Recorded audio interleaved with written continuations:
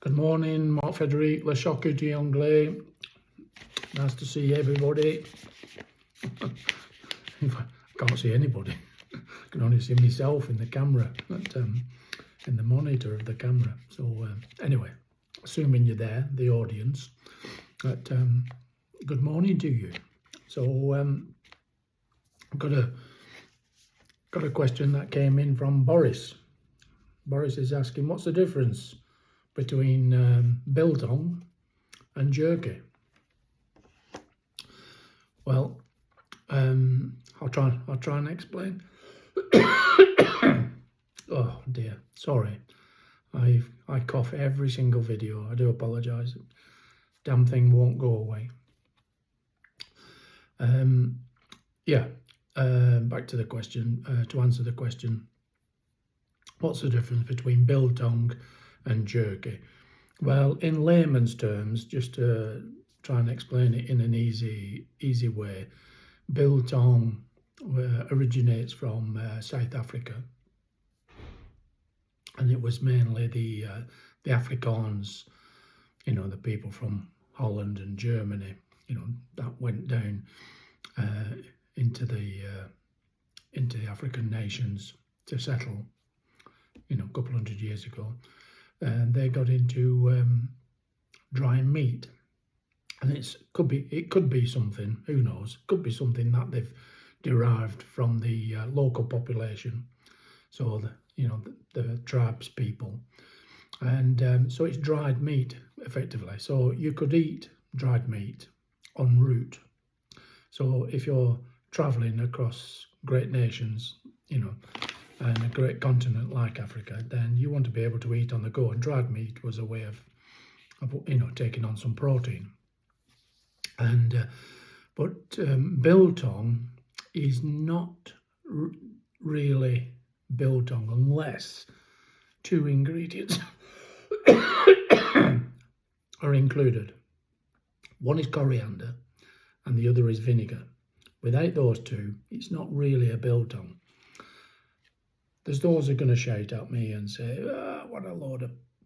And that's fine, it's not a problem. But I'm just giving you my interpretation of what Biltong is. And but you'll find in the main, people generally just don't accept Biltong unless it's coriander and vinegar has been used in the recipe, because it gives it that distinct flavour, and it's the vinegar that's doing the curing in this case. It can be made without salt, but if you've got salt, it's a bonus. But you've got to get your marinade, so which is your vinegar base, coriander, chopped coriander. I've tried deleting this video and starting again, but each time I start again, I just keep on coughing. So I'm going to continue. So forgive me. I hope it doesn't irritate you too much. And I have been taking medication, by the way. And so anyway, the vinegar is the base of the cure, if you like. And it would traditionally be made with wild meats, like kudu, buffalo. That's the African style buffaloes, not the buffaloes that you get in North America, which I'll talk about a bit later. But they're so all the wild animals and some domestic livestock like beef, but that came a bit later. And so effectively it was dried. So it was butchery in those days. There, it isn't like modern butchery today where it's all very clear cut and done in a done for purpose and in a fashion that is very, very skillful. Back then there was some skill involved, but there was a fair bit of hacking involved, and you used to get all kind of strips of meat that were ideal for jerky. Biltong, beg your pardon, Biltong.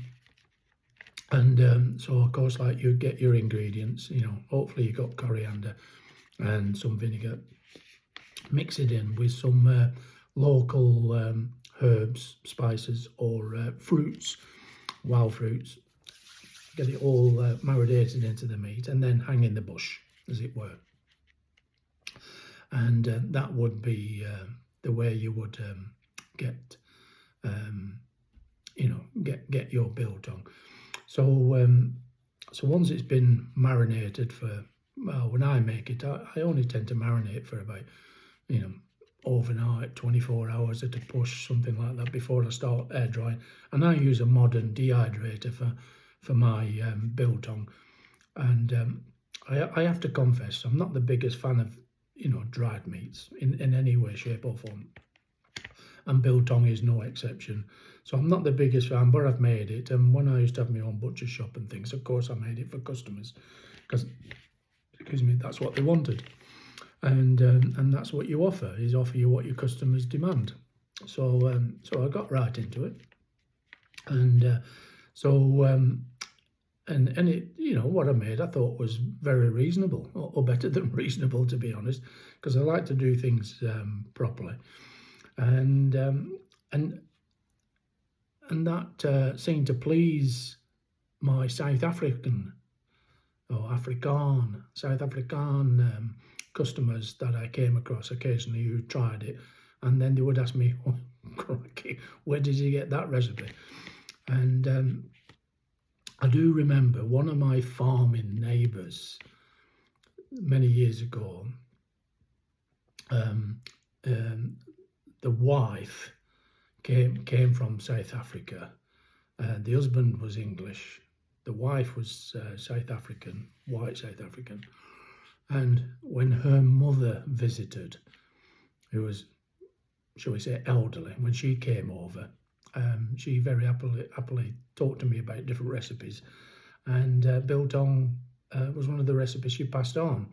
And I made it, and I gave it to her to judge. And I tried it, and not being a fan, I didn't think it was particularly good. And that was my own. And but then again, I really didn't know how to judge it, because I wasn't brought up with biltong. Anyway, she wasn't just being kind because she was a straight talker, and if it was rubbish, she'd bloody tell you, and quick, and she said, "My goodness, she said, you just hit the mark first go." And I said, "Well, it is your recipe, so if it was going to fail, you'd have been at fault." But anyway, that's how it came about, and I stuck to that method and recipe. And but like I said, I'm not the biggest fan of dry meat, so yes, I've made it over the years on and off, and supplied it to those who've requested it. But I prefer soft charcuterie, if that's my favourite. So like pâtés and rillettes, for example, that's where I lie. But anyway, so that's basically what biltong is: air dried meat. And of course, as the years went on, a lot more livestock was used to make biltong, and less wild meats were used. Now it's probably 50-50, but in the commercial sector, where packaged biltong is sold, then normally it would be beef, invariably. And they got a habit of doing very long, thick strips, and not quite as thick as your first thumb knuckle, but less than that would be the strips, like from brisket and things like that. That would work really well to make biltong. So quite long strips. There's no rules, but that seems to be a common way of making biltong. And then you would cut across when it was ready, and it was dry enough, and it was to your taste. You would then cut it and then package it. But most people, a lot of butchers, they would just keep it hung up and use it as decoration as well. So that's biltong in layman's terms. Now we've got jerky. So what's the difference between that, biltong and jerky? Not a lot. Again, made with wild meat in the Americas, particularly the North America. So wild meat, and then it obviously livestock again became the norm. You know, it's made generally these days with beef. And jerky very often was made by the native Indians. And when settlers first started going to America, they too, like the travellers that went to South Africa, they too travelled. And there's some stories that they used to place marinated meat under their saddles on horseback, and you know, the friction of the riding the horse and the leather of the saddle against and pressing against the meat. To be quite honest, I think that's a lot of baloney.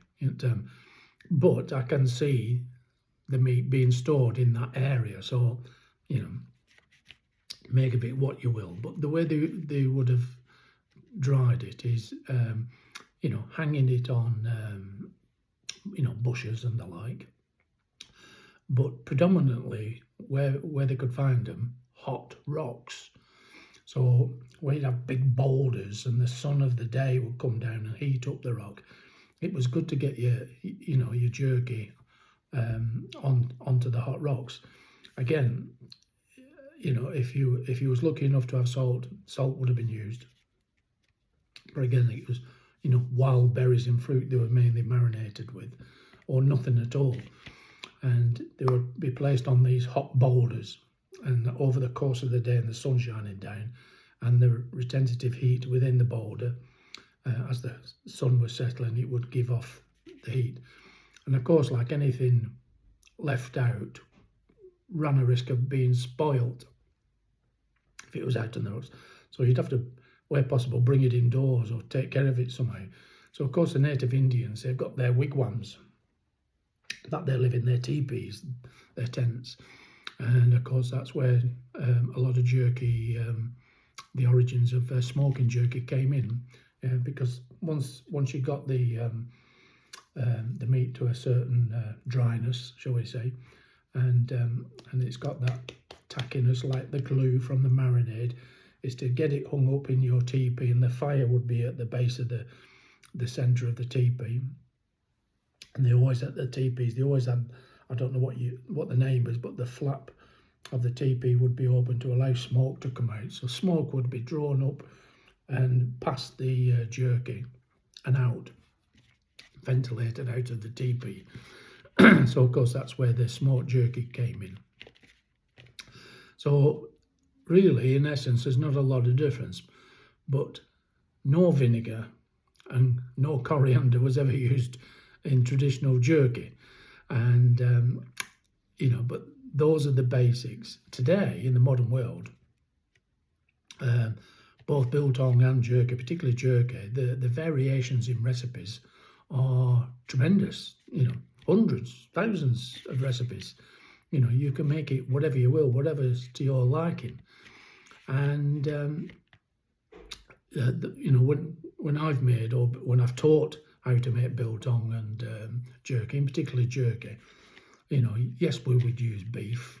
And one that's popular today that even we used, you know, was beef and teriyaki sauce, and combinations thereof, which were very, you know, very popular.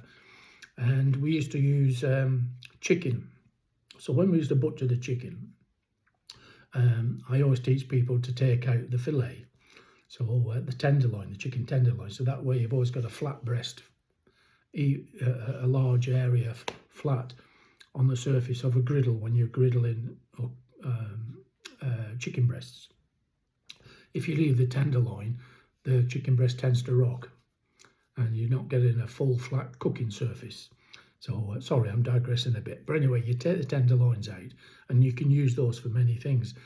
But if you were just to put them in between two sheets of plastic and tap down with a mallet, not too hard, and you just flatten them out a bit, and then put them in a bowl until you've got several, and then marinate them. We used to marinate those using the sweet chili sauce that you very often find in Asian cooking, and you buy them easily in jars. You know, very bright, you know, pink, straw, red sweet chili sauce. And marinated chicken in that. And now when you made jerky out of that, I can tell you that was particularly nice. especially as I was, I taught a lot of butchery charcuterie out in Asia. So, very often we were catering for Muslims on the whole. So to find all these variations using different meats was really, really useful, and it was very pleasant for Muslim guests in resorts and places where they could get access to such products that they couldn't perhaps normally eat if it was other meats, that which may be forbidden in their faith. But the chicken jerky went down really, really well. Now, getting away from that class of people, where, shall we say, Westerners who like pork, question always comes up, oh, can you make jerky from pork? Well, the answer is yes. And I found the best way to use pork as a jerky product is, again, using the fillet, the tenderloin, the filet mignon. And by the way, do you know what filet mignon means? It actually means minute, mignon. So fillet, so it's small fillet or micro fillet, filet mignon. Sorry, digressing. So you get your filet mignon, your tenderloin. I would semi-freeze those, because then you could slice across it quite shapely without it moving too much. So you get nice, even, straight cuts. And again, I would put these in between two pieces of plastic if necessary, and again, flatten them out a little bit. So you're changing them from the shape of a dime, flatten them into a dollar, type of thing. It's not the best description, but I think you know what I mean. So, and then marinate them. And now for the pork, we used to use the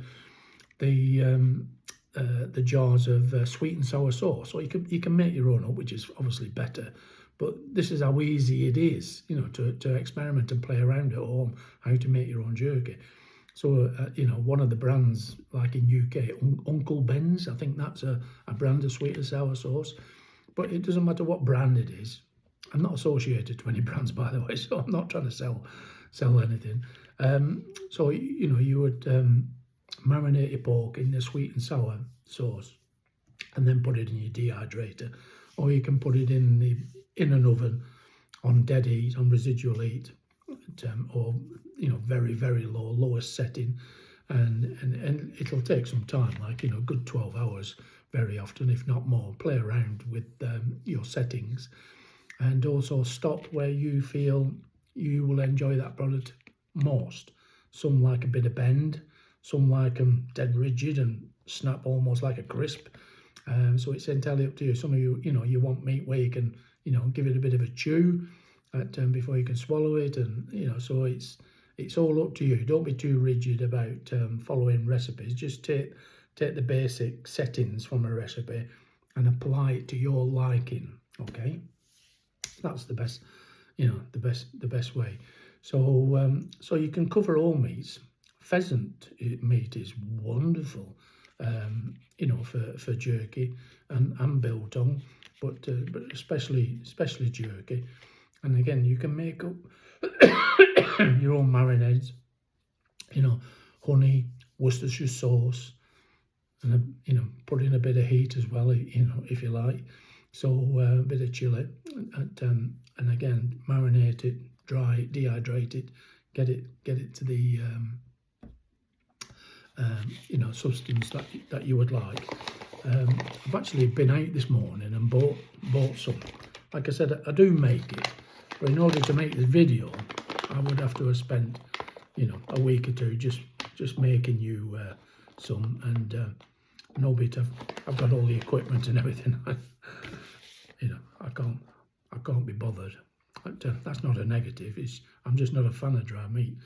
But before I show you these are just two random brands that I've picked up from my local supermarket. Yes, I do shop in a supermarket, and there we are. Doesn't mention biltong, doesn't mention jerky, but basically, I think it's a bit of an in-between, this one. But and from what I can gather, reading the labels, looks like this one's made in, well, it says GB. And I was thinking Great Britain, but the oval stamp, GBOH050, so GB. So if it was United Kingdom, it would be UK, wouldn't it? So what's GB? So where does GB? Where's that come from? Somebody make a comment. Tell me where it's come from. GB. I'm not sure what country that is. Or perhaps I'll get on my iPad later and look for myself. Anyway, here we are. These are the strips. Okay, different thicknesses. This one says beef silverside, marinated and cooked. So it sounds like some smokiness to that one. Sounds like they're they've been cooked in the low heat of an oven. To me, it's reasonably moist. Well, it's got some moisture in it. Contradicting myself, it also tastes a little bit dry. There's a little bit of fire there, so I don't know what the ingredients are. It could be just pepper and things. Anyway, it's all right, but you can see how you can tell like it's come from a mussel that can be sliced and cut into strips quite easily. Unlike a bit uniform, unlike traditional biltong and jerkies. And then we've got this one. Okay, this one's just been cut again randomly. I've already had a taste of these before I switched the camera on, just to get a judgment of what we got. And this one came from this brand here. Like I said, I've got no association to either of these brands. And this one, through some pictures, is actually showing you that it's been butchered and marinated and then smoked, hung and smoked. So very traditional. And this one, I saw some, Brazil. That's that, remember now. Came from Brazil. Well done, Brazil, because that's a bloody good product. But I don't know what your marinade is. All the printing on the back. Start flipping small. And given I'm an old bloke, I can't read that. So I need to take a photograph of that with my bloody phone and then open the pictures to read it. But the sign showing it's from Brazil is loud and clear, so that's where it comes from. And that's the name, Jack Links. Whoever you are, Jack Links, you've done a bloody good job there. That's a lovely, well, it's the original as well, original recipe. So they obviously do variation. I'm guessing they do. But if that's the original, well done to you, because that's pretty awesome. In fact, I'm not here to promote the Great Global Meat Awards, which I'm the founder of. But if that was entered into the Great Global Meat Awards, it would definitely come away with some kind of award. That so Jack Links, if you ever over the next couple of years, if you ever come across this video, have a think about entering. Sorry, Wild West, whoever you are. I say this with respect, don't bother entering. Yours wouldn't get one of our awards. Anyway, I'm not here to talk about the Great Global Meat Awards. I'm here to talk about Biltong and Jerky, the difference, and I think I've kind of explained it enough that the South African Biltong, you really need to include coriander and vinegar, cure the meat through its marinade of vinegar. It has to be vinegar based in order for it to be really Biltong. There's not a lot of difference then as to the process of drying. So, and it can be dried naturally in the sun with air in the air, you know, wind and things, but or mechanically through an oven dehydrator. Exactly the same for jerky as well, except jerky seems to have a softer, more subtle recipe, and I think you can achieve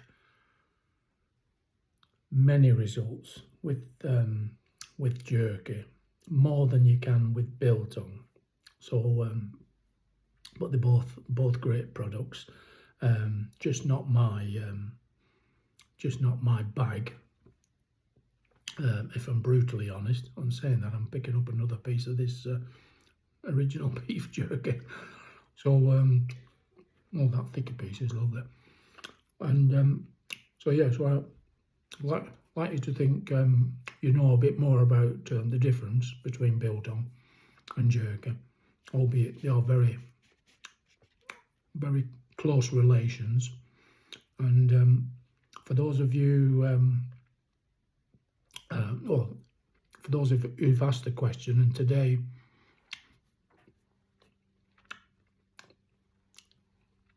for the gentleman who asked the question, I want to say to you, Bayan Dankie Meneer, assuming you're from South Africa, because for those who don't know what I just said, I was speaking Afrikaans.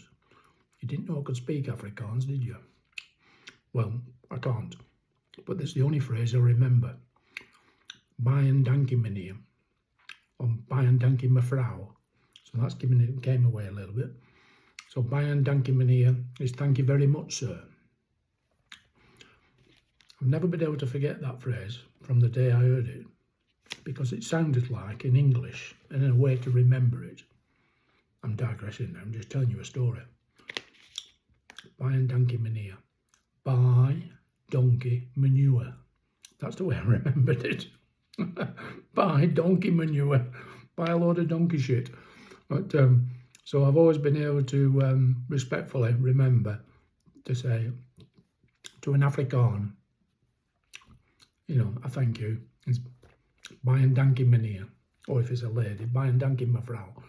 So there we are. A little bit of humour there. But so anyway, end of video. I've rattled on far too much, but, as usual. And see you in the next video. And if you like this one, pop down there, buy me a coffee. I've got a right gag on. So I appreciate it. Toodaloo.